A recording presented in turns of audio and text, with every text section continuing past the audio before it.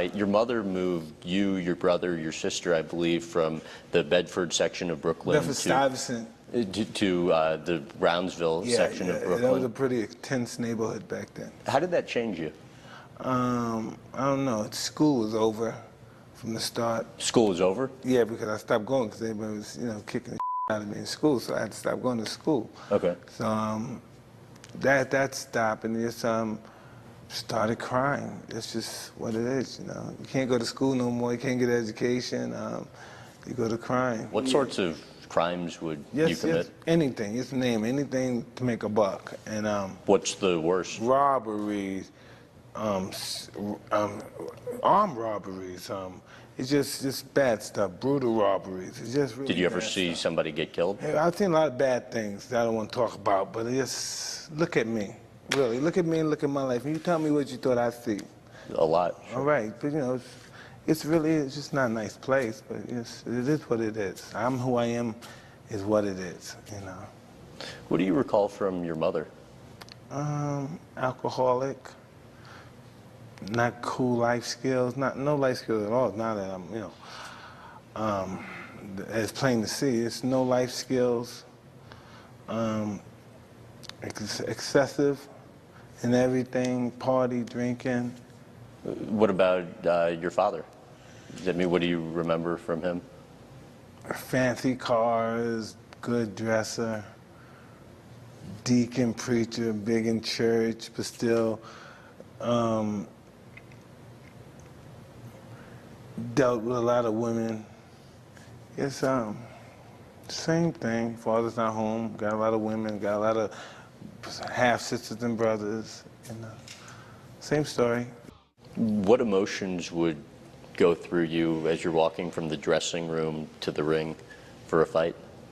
I used to think it was being ferocious. I used to tell people, I can't wait to get my hands on them, but it's really nothing but fear of being embarrassed, being beaten, being knocked out. So as you're walking to the ring, you're thinking you're afraid, embarrassed? Yeah. Why do you think that was? I don't know. That's just what it is.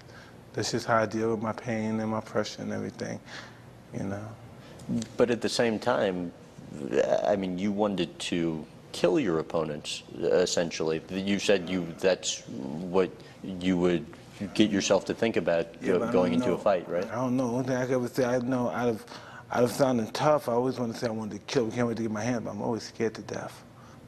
Always really scared.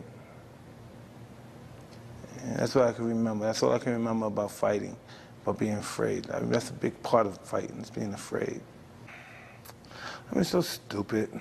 I just went by what people told me. This is what you do. Boxing's gonna mess you up, girls, boxing.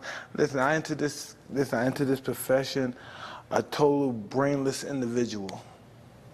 Looking for glory, because my self-esteem was so low, I'm looking for some glory. Can you believe I'm 12 years old and I'm looking for some glory because my life is just such a waste. It's ridiculous. How do you feel about interviews?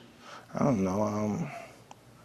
I don't feel I'm the guy who they're interviewing about anymore. They're still interviewing I Ain't Mike, and that's not who I am anymore. My whole barometer of thinking is just not who that guy is anymore. Your life is all kind of centered around family now. Yeah. How important has that transition been for you? Well, it's all I ever really wanted to accomplish, basically. I'm in my adolescent stages of it, but this is something that I'm willing to take on full speed ahead. I really enjoy being involved, hands-on with the family. Something I never thought I'd be capable, never thought I even really wanted to do. Do these figures sound correct? Made around $400 million during your career? I don't know, it could have been. Yet end up spending more than you made, and at one point were like $50 million in debt. How does that happen? Just being reckless and young and foolish and stuff, and really not caring.